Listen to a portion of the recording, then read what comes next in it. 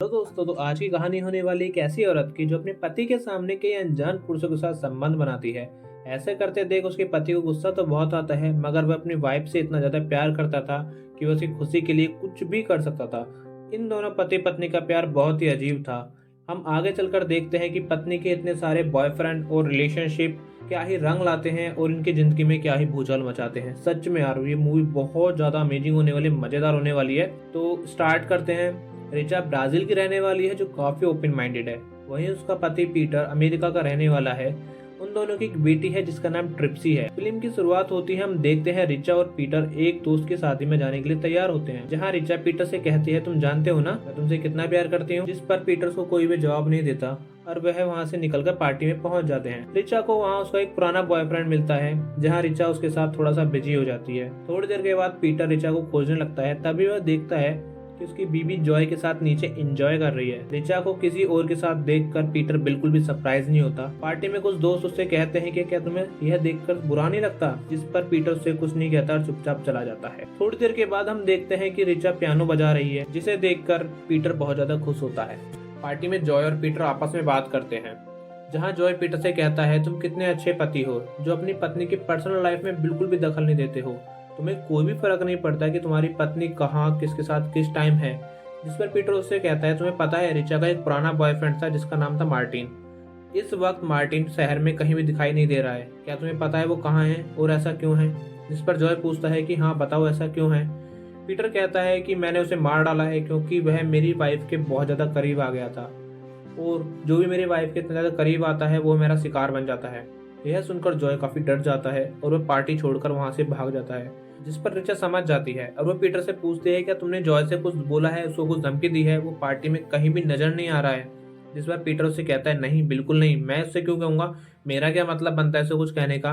हम उसके बाद देखते हैं कि रात को पीटर रिचा की बॉडी मसाज कर रहा था, जिसके बाद रिचा पीटर से कहती है कि तुम अपने कमरे में चले जाओ।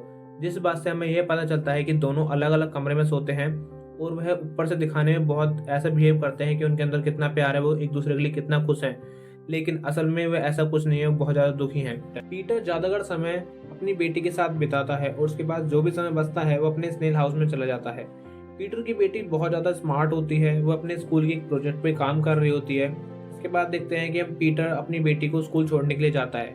वह वहाँ एक टीचर से मिलता है जो कि उसकी एक अच्छी दोस्त होती है, जिसका नाम कैली होता है। कैली कहती है कि मैंने सुना है तुमने अपनी पत्नी के बॉयफ्रेंड को मार दिया है। जो है सभी लोगों को बता रहा है कि तुमने मार्टिन का मर्डर किया है। नहीं नहीं, ऐसा कुछ नहीं है, मैंने तो बस उससे मजाक में ही बोल दिया है। इस पर पीटर अपनी सफाई देता है। जिसके बाद कैली कहती है कि नहीं नहीं, कोई नहीं, मजाक है या सच है, लेकिन तुम्हारा आइडिया काम कर रहा है। अब जो है तुम्हारे घर से दूर रहेगा, उसके आसपास भी दिखाई नहीं देगा। रिचा भी इस बात से बहुत ज्यादा दुखी थी। वो पीटर से कहती है कि हमें जॉय को डिनर पे बुलाना होगा और तुम उसके बाद उसे सॉरी कहोगे। अगले दिन जॉय डिनर पे आता है, जहां रिचा पीटर से कहती है कि तुम ट्रिक्सी के पास चले जाओ और उसे कहानी सुनाओ। जहां पीटर समझ जाता है कि रिचा जॉय के साथ संबंध बनाना चाहती है। जहां पीटर अपनी बेटी ट्रिक्सी के पास चला जाता है। ट्रिक्सी उससे कहती है कि वो मॉम को किसी और के साथ बिल्कुल भी देखना पसंद नहीं करती है। तभी पीटर उससे कहता है कि कोई बात नहीं, सब ठीक हो जाएगा, और उसे सुला देता है। पीटर बाहर निकलता है, वह देखता है कि रिचा और जॉय एक साथ मजे ले रहे हैं, जिसे देखकर उसे बहुत ज्यादा अच्छा नहीं लगता और बहुत ज्यादा बुरा लगता है। वो किचन में जाता है और वहां से बर्तन गिरा देता है, जिसकी आवाज सुनकर वो दोनों बाहर आ जाते हैं। अब पीटर जॉय के पास आता है और उससे कहता है, मैं तुम्हें कोई सॉरी नहीं बोलने वाला, बस इतना बताना चाहता हूँ कि मैंने मार्टिन को इतना मारा था कि उसके सिर भी फूट गया था। जिसे सुनकर जॉय और भी ज्यादा डर जाता है। अगले दिन हम देखते हैं कि पीटर और रिचा एक दोस्त की पार्टी में जाते हैं, जहां उन्हें एक डॉन नाम का आदमी मिलता है, जो उन्हें बताता है कि वह शॉर्ट स्टोरी लिखता है। और वह पीटर से पूछता है कि तुम क्या करते हो, जहां पीटर से बताता है, मैं ड्रोन्स में चिप बनाता हूँ। हम थोड़ी देर बाद देखते हैं कि उन दोनों में बहस होने लगती है, और तभी डॉन कहता है कि तुमने मार्टिन को मारा था। जिस पर पीटर उससे कहता है कि तुम यह सब मजाक की बातों को इतना ज्यादा सीरियस में क्यों ले रहे हो। पार्टी में पीटर अपनी फ्रेंड के साथ डांस करता है, जिसको देखकर रिचा बहुत ज्यादा जल जाती है और जलन महसूस करती है। और वो वापस आते वक्त कार में दोनों काफी ज्यादा करीब हो जाते हैं, और रात को दोनों एक साथ बेड पर मजे करते हैं। कुछ दिनों के बाद पीटर को पता चलता है कि उसकी पत्नी रिचा एक पियानो क्लास जा रही है, जहाँ पे चार्ली नाम का एक लड़का उसका नया बॉयफ्रेंड बन चुका है। पीटर स्नेल हाउस में होने के बाद भी उन दोनों के बारे में सोचता रहता है, जब पीटर रिचा से पूछता है कि तुम रात भर कहाँ थी, तो रिचा खुल के बताती है कि वो चार्ली के साथ बेड पर मजे कर रही थी, और साथ ही साथ वो यही बताती है कि चार्ली उसे कैसे कैसे खुश रखता है, जिसे सुनकर पीटर बहुत ज्यादा दुखी हो जाता है। अगले दिन एक पार्टी के दौरान हम देखते हैं कि चार्ली पियानो बजा रहा होता है और रिचा उसकी धुन पर डांस कर रही होती है। लेकिन थोड़ी देर के बाद ही पीटर देखता है कि रिचा और चार्ली दोनों में से कोई भी दिखाई नहीं दे रहा है। जब वह देखने के लिए ऊपर जाता है तो वह देखता है कि दोनों एक रूम में मजे कर रहे हैं, और इसके बाद वह दोनों स्विमिंग पूल में चले जाते हैं, जिसके अंदर भी वह एंजॉय करने लगते हैं। यह सब देखकर पीटर को बहुत ज्यादा गुस्सा आता है, जिससे उसका दिमाग खराब होने लगता है। अचानक ही वहाँ पे बारिश होने लगती है और सभी लोग घर के अंदर चले जाते हैं। सभी लोग घर के अंदर कुकीज खा के एंजॉय कर रहे होते हैं, लेकिन चार्ली अभी भी स्विमिंग पूल में ही था, जहाँ पीटर आता है और उसे वहाँ पे उसको डुबो के मार देता है। इसके बाद वह अंदर जाके वो भी कुकीज के एंजॉय करने लगता है, कुकीज खाने लगता है। थोड़ी देर के बाद हम देखते हैं कि रिचा चार्ली को खोजते हुए बाहर आती है, जहाँ उसे स्विमिंग पूल में चार्ली की लाश तैरते हुए दिखती है।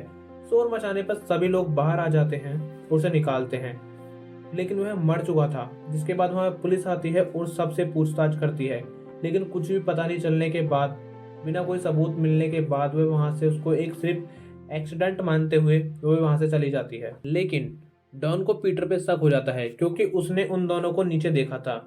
डॉन एक प्राइवेट डिटेक्टिव बुलाता है, जो कि पीटर का पीछा करके उसके बारे में पता करने के लिए ट्राई करता है।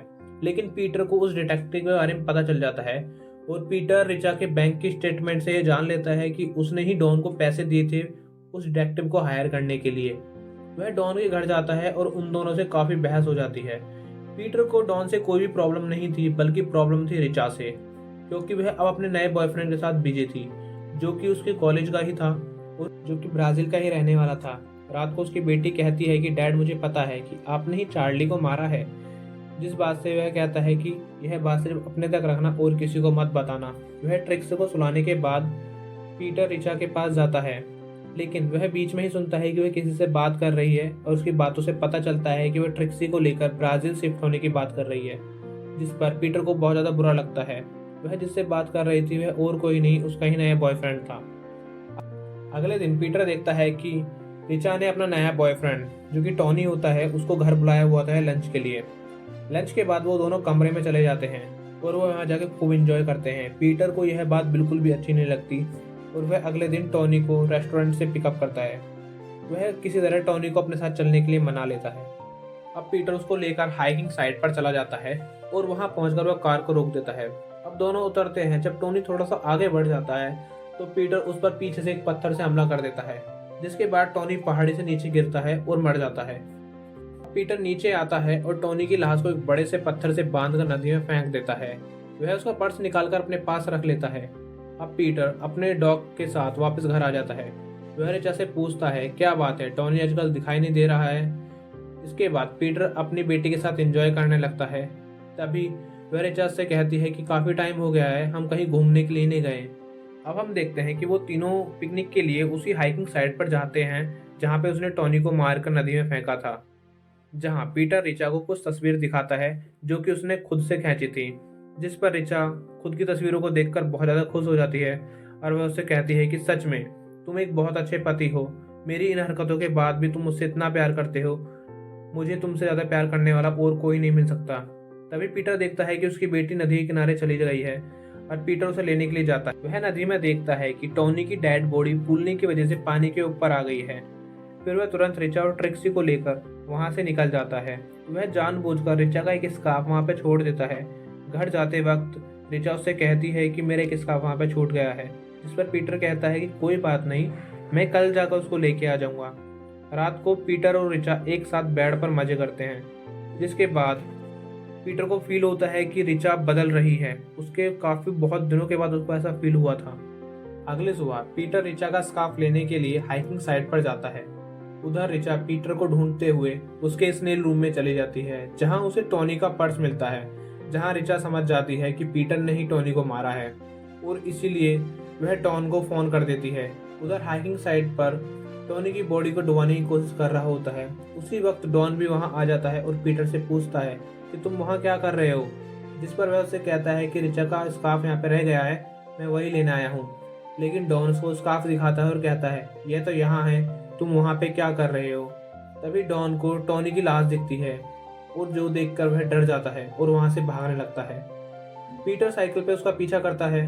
पीटर को वहां के सारे रास्ते अच्छी तरह से पता थे, जिसकी वजह से वह शॉर्टकट लेता हुआ डॉन की गाड़ी के आगे आ जाता है और डॉन पीटर को बचाने के लिए अपनी गाड़ी को घुमाता है, जिसकी वजह से उसकी कार पहाड़ी से नीचे कूद जाती है और वह सीधा नदी में जाके गिरती है, जिससे डॉन की मौत वहीं पर तुरंत हो जाती है। उधर हम देखते हैं कि रिचा रोते हुए अपना सामान पैक करती है और वहां से जाने की तैयारी में लग जाती है, लेकिन उसकी बेटी ट्रिक्सी उसका सामान उठाती है और स्विमिंग पूल में फेंक देती है। वह उससे कहती है कि मैं आप दोनों के बिना नहीं रह सकती, आप दोनों के साथ ही मैं रहना चाहती हूँ।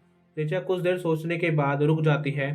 जब पीटर घर आता है तो वह देखता है कि रिचा सामने बैठी हुई है, जिस पर पीटर उससे पूछता है कि क्या हुआ, लेकिन रिचा उससे कुछ नहीं बोलती। उसने टोनी का पर्स भी जला दिया था और उसे समझ में आ गया था कि उसके पति उससे कितना ज्यादा प्यार करता है और वह उसके बिना नहीं रह सकता। कुछ देर से ही सही, लेकिन वो दोनों एक दूसरे के हो जाते हैं और ये मूवी यहीं पे समाप्त हो जाती है। दोस्तों, आपको क्या लगता है कि पीटर ने सही किया या फिर गलत किया? पीटर का कैरेक्टर सही था या फिर गलत था?